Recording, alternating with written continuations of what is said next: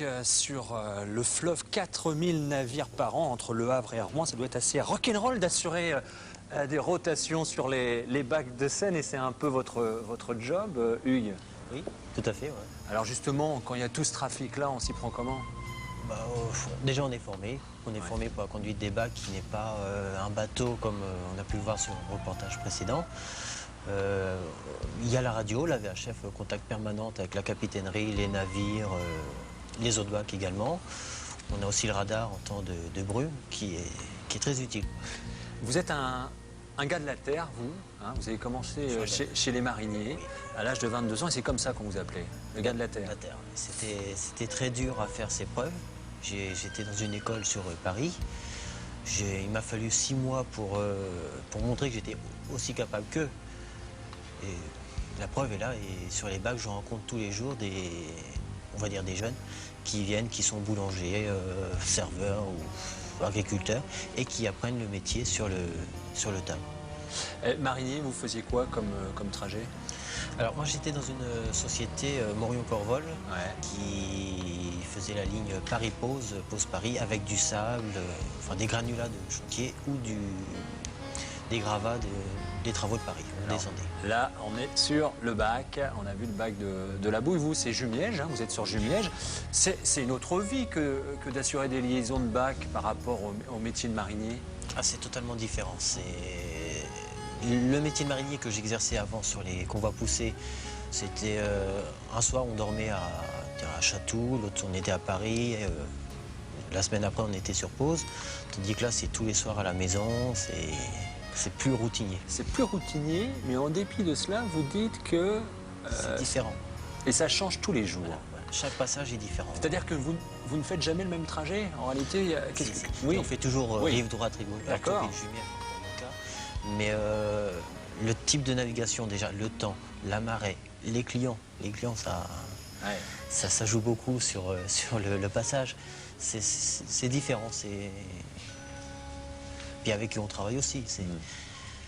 Alors, Nathalie Lemierre, qui est avec nous depuis le début de l'émission, ça rejoint un petit peu ce que vous disiez tout à l'heure, hein, les propos de Hugues par rapport à... Ça change tout le temps. Oui, les difficultés de la navigation sont les mêmes pour tout le monde, en fait. Pour le pilote de Seine, comme pour le pilote de bac, pour le pilote du navire et pour le plaisancier.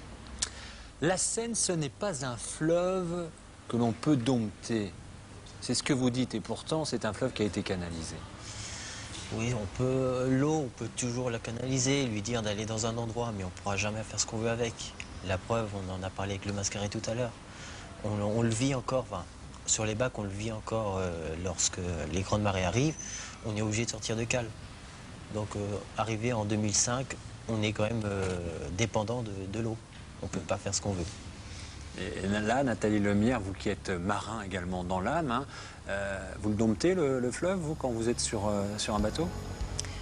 Dompter le fleuve, non, c'est pas facile de dompter le fleuve. Une expérience de navigation en Seine, hein, où on jette l'ancre, on croit que le bateau est stable, et finalement, l'ancre glisse, parce que l'eau est toujours maître. Alors c'est vrai que lorsqu'on prend le bac, il y a pas mal de Normands qui le font, bon, bien sûr, pour passer d'une rive à l'autre, puis sauf faire une petite croisière, à moindre coût quand même. C'est vrai qu'on se rend compte que là aussi, hein, faut manier le bac avec dextérité, comme les pilotes de Seine. Ah oui, c'est ce que je disais tout à l'heure, ce n'est pas un bateau comme les pilotes peuvent conduire, ou même une péniche, un automoteur. Un automoteur, vous avez, avant c'était le macaron, la barre, maintenant c'est des joysticks.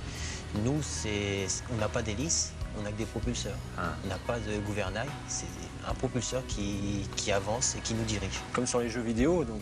Sauf qu'on n'a qu'une vie. Oui, d'accord. Dit comme ça, effectivement. Hugues, vous êtes pilote et vous êtes aussi marin. C'est-à-dire que vous êtes de temps à autre, vous le pilotez, de temps à autre, vous accueillez... Voilà, je suis ce qu'on appelle matelot commissionné. Ouais. Donc mon rôle premier, c'est matelot, d'être sur le pont pour placer les voitures, enfin accueillir les clients. Veiller à la sécurité du bord, enfin, tout ce qui est matériel de sécurité, que les chaînes soient bien mises, que les ancres fonctionnent et tout.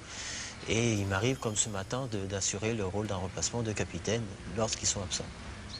Et vous faites ça donc à Jumièges. Alors il y a combien de bacs en Seine? Tiens, à propos de ça, oh là là, j'allais oublier, c'est paru chez Berthaud, hein.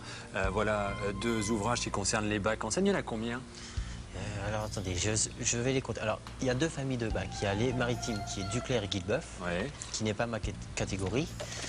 Et les fluviaux qui la viennent. Alors on a Yainville, Jumièges, Ménis-sous-Jumièges, La Bouille, Diédal et Couronne. À rameaux à voile, bac et passage d'eau de la Seine en aval de Rouen de Jean-Pierre Derroir. Je vous offre ces 2 bouquins. Merci beaucoup. Je crois que vous en connaissez un en particulier parce que c'est un ancien Enfin, pilote. Hein. Les 2, merci. Oui. Christophe, je dois dire que Hugues travaille dans un décor de rêve. Parce que Victor Hugo, lorsqu'il remonte la Seine sur un bateau à vapeur et lorsqu'il est au niveau de Jumièges et qu'il voit ces falaises escarpées, il parle de fosse de Titan. Et c'est vrai que le bac à Jumièges a quelque chose de romantique. Il faut aller le prendre une fois, Oui. ce bac, aller rencontrer Hugues lorsqu'il est en train de le piloter. Voilà, Mes collègues, tout à fait. il n'y a pas que moi, on est 6 à bord. Hugues et les collègues, Voilà. très bien. Alors c'est vrai, on en parle assez régulièrement. Voir les rives de la Seine lorsque l'on est sur le fleuve, c'est vraiment autre chose, c'est un vrai spectacle.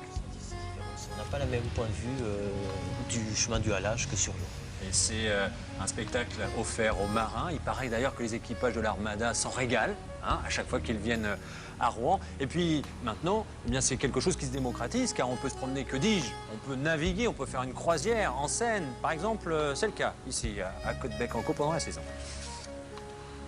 Côte-Bec-en-Caux, au cœur du parc naturel régional des Boucles.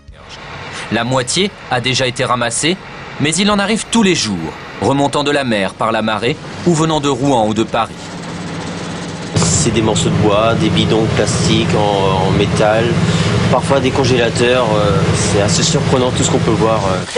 Alors le nettoyant n'engloutit rien, il dépose et poursuit sa route. À Antony comme ailleurs, grève demain des clients.